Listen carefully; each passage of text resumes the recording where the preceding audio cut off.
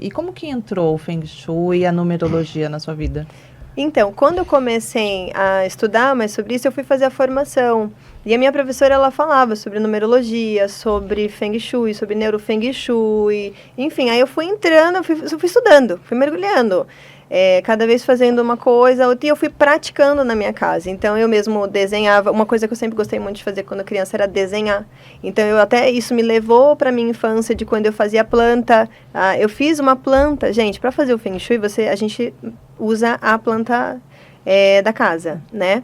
E eu me lembrei de um trabalho de escola que eu fiz quando eu era criança, de perguntar pro meu pai, quantos metros tem aqui? Quantos metros tem na onde? O quarto tem quanto? E eu lembro de ter feito no papel desenho da casa onde eu morava, bem divididinho, com metragem. E no Feng Shui a gente faz isso, a gente usa a planta da casa para fazer a aplicação do baguá na casa. Então, assim, foi uma coisa que foi puxando mesmo a outra, e aí eu fui praticando. Comecei na minha casa, então desenhei a planta do apartamento onde eu morava, aí comecei a identificar onde era cada área, porque aí o que eu comecei a notar? Quais áreas eu tinha algumas questões. Saúde, ou algum enrosco na família, ou uma questão financeira, enfim, eu comecei a olhar para as áreas da minha vida e aonde na minha casa eu tinha alguma energia parada, por exemplo. Uma gaveta que eu não mexia há meses, coisas quebradas. E o Neurofeng Shui, ele vai falar sobre isso, sobre aquilo que a gente não olha, aquilo que, por exemplo, aquilo que os nossos olhos veem, mas que o nosso cérebro lê de outra forma. Né? Aquilo que emite uma vibração e que, assim, aqui é só um colar, certo? Uhum. Mas e como o meu cérebro lê? Qual é a crença? Porque ela é ligada com a crença que você tem relacionado àquilo. E, na verdade, o que vai comandar ali você não é o que você vê aqui, é o que você tem aqui. Uhum. Então, eu comecei a olhar para isso de uma forma mais profunda. E aí, comecei uma limpeza, né? Você começa a questionar tudo. O quadro que está ali, porque está ali. O desenho que está ali, aquilo significa o quê? No fundo. O que é aquilo? Por quê? Para quê? Para quem? Então, você começa a mexer. É também uma ferramenta de autoconhecimento. Com certeza, com certeza. Então, porque quando a gente fala de ambiente, aquilo que você está vendo, né, tudo que você está vendo, que você está ouvindo, que você está sentindo, está ligado com o que você traz a sua vida inteira. Percebe? Com aquilo que você aprendeu na sua vida inteira. Quando a gente entrou nesse estúdio fantástico, entendeu? Diga-se de passagem, né? Você quer fazer um podcast aqui, é o melhor lugar, venha para cá. Né? Quando a gente entrou aqui, você teve a sua percepção, eu tive a minha, Thalita teve a dela, percebe?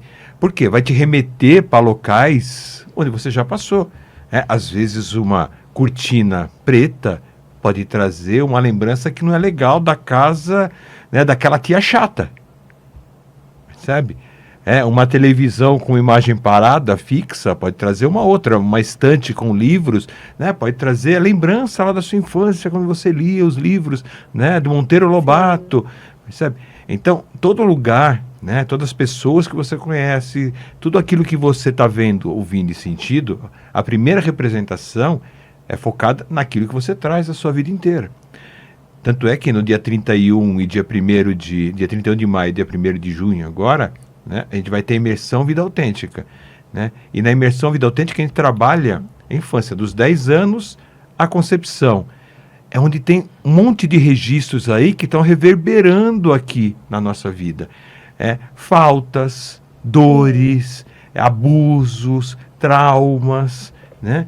Isso sem contar com tudo aquilo que você viveu nessa idade. E isso continua reverberando e muitas vezes impedindo da pessoa ter bons relacionamentos, impedindo da pessoa crescer profissionalmente, da pessoa ter abundância e prosperidade, né? Tudo isso está reverberando. E ali, nos 10 anos, a gente trabalha, né, dentro da imersão exatamente isso.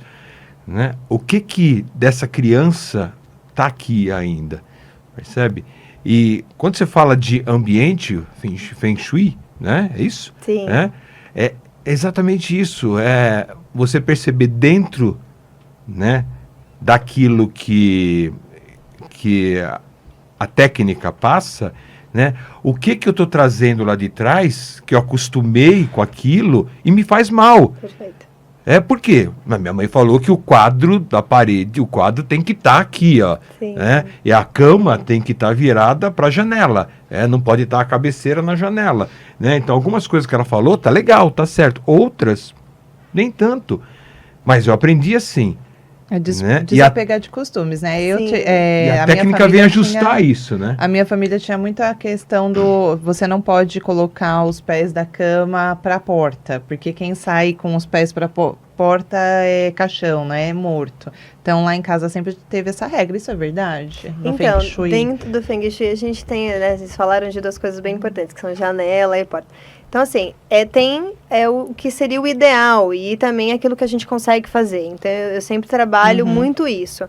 Porque existe a técnica, o que é o ideal, mas aquilo que é a realidade também. Então, eu sou bem flexível com relação a isso.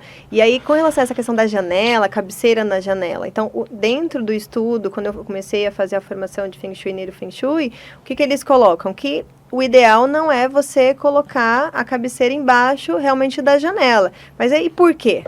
Né? Então, assim, como o nosso cérebro lê aquilo? Porque os nossos olhos sabem que é uma janela. Mas o cérebro não sabe que é uma janela. Para aquilo é um buraco.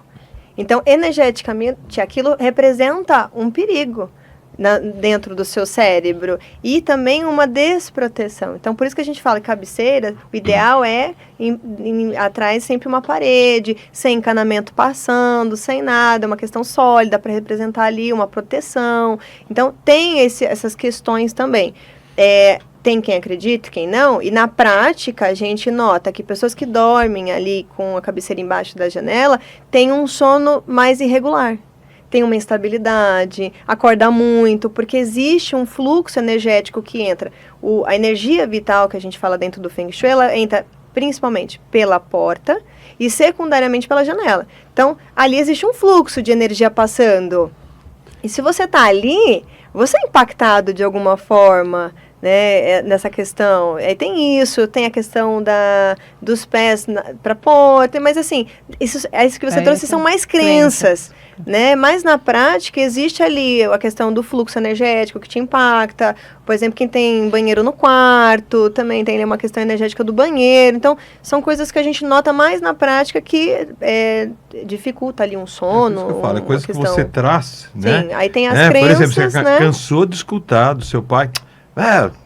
cama fica em qualquer lugar aí, que isso é frescura, entendeu? Põe na janela mesmo, ó, ficou melhor para andar aqui, percebe? E aí você traz isso com você, né? E o Feng Shui é exatamente isso, você corrigir aquelas crenças que você trouxe para fazer com que a coisa fique mais harmônica. Mais saudável. Mais saudável. Um ambiente faz você toda falou a dormir. diferença, porque Quem não quer dormir, né, tá? O meu quarto tinha muito problema com tanto... Eu tinha muitos pesadelos e a Olivia, o quarto é um do lado do outro. E as camas ficavam na mesma posição, cada um no seu quarto, né? Ali perto da parede. Eu tinha muitos pesadelos e ela tinha muita questão da rinite, de gripes o tempo todo, não dormia bem e sempre era à noite.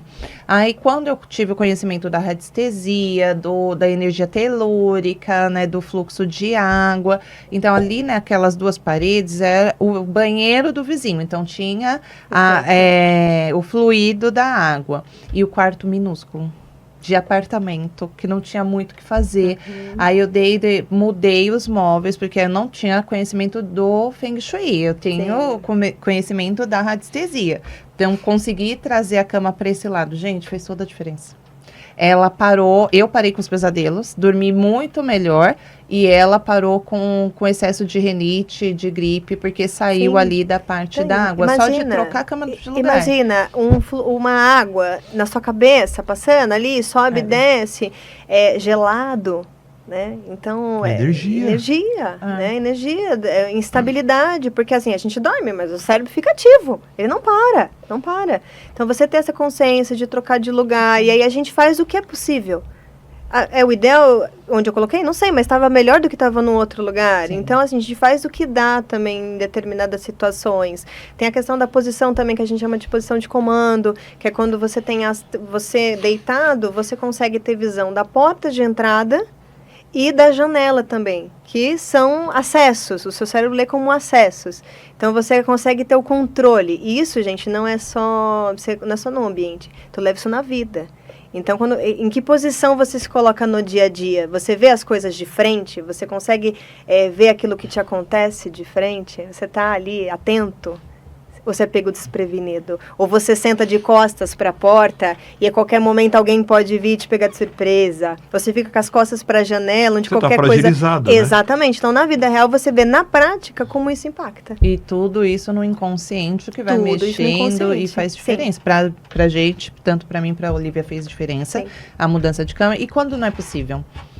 Quando não é possível, a gente tem algumas curas específicas dentro do Feng Shui que a gente aplica, aí tem que olhar, cada caso é um caso, aí a gente olha, e aí tem algumas curas que a gente acaba fazendo, usa um cristal, então existem algumas coisas que a gente faz. Ah, é legal, porque hoje a maioria das pessoas moram em apartamentos, Sim. com móveis planejados, Sim.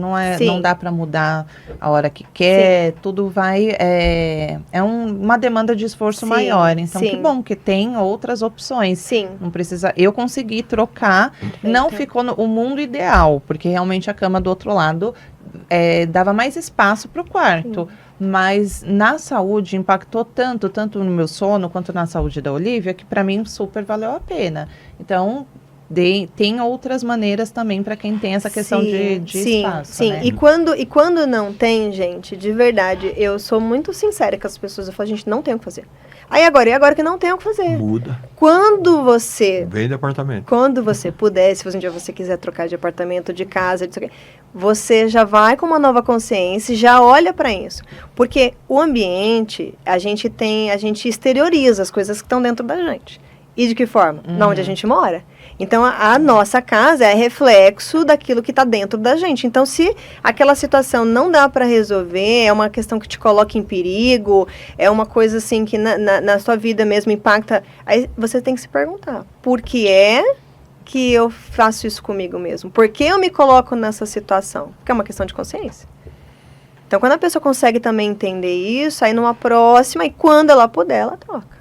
Na verdade, as construtoras, né, deveriam Nossa, seria dar um sonho. atenção Seria a um isso, sonho né? se as construtoras, os arquitetos, todos eles deveriam ter tivessem esse curso conhecimento. dentro da faculdade, Não, né, os arquitetos. Seria incrível, porque os móveis planejados são uma questão. São, e assim, todos muito pontiagudos, aquelas quinas, que assim, aquilo é uma energia dentro do Feng Shui de agressividade. Então, imagina, algo apontando diretamente para você o tempo todo, ali para o seu corpo, às vezes deitado na cama, na sua mesa de trabalho, isso impacta sono, impacta no trabalho, na vida financeira, são quinas, que drena a sua energia. Então, aí os armários, o negócio tudo voltado para a pessoa, assim. Então, tem que, assim, eu particularmente prefiro, acho até mais bonito, mas assim, quinas mais arredondadas, mais abaloadas, mesas mais... Só que dá mais trabalho. Dá mais né? trabalho, Dá dá um mais monte de coisa. E aí a gente pensa, faz o quê? Quando não dá, a gente dá um jeitinho, põe uma cantoneira arredondada. Algum jeitinho tem que dar. Quando não dá, a gente fala para a pessoa. Então... pensa, por que você se coloca nessa situação? Né? Por que você se põe nisso de